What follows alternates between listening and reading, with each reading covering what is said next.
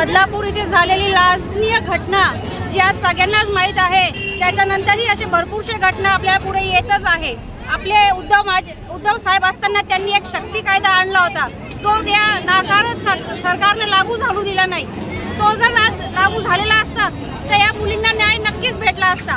आमची ही सरकारला बोलणं आहे की हे शक्ती कायदा लवकरात लवकर लागू झालाच पाहिजे आणि आई बहिणींना लेकींना सुरक्षा भेटलीच पाहिजे. आज काय उपक्रम राबवला आपण? आज त्यासाठी आज सुअक्षरी मोहीम राबवली आहे, जेणेकरून ही शक्ती कायदा लवकरात लवकर लागू होईल आणि हे लेकींना मुलींना न्याय भेटेलच.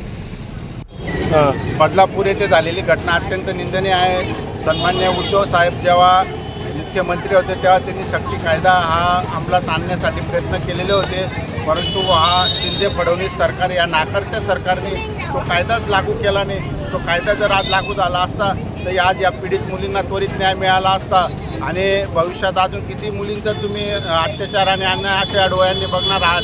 कधी हा कायदा आणणार आहात?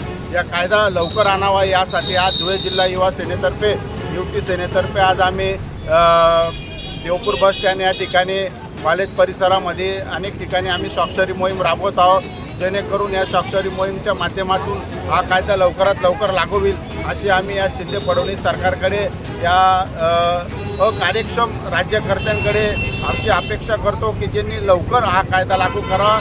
जय हिंद, जय महाराष्ट्र.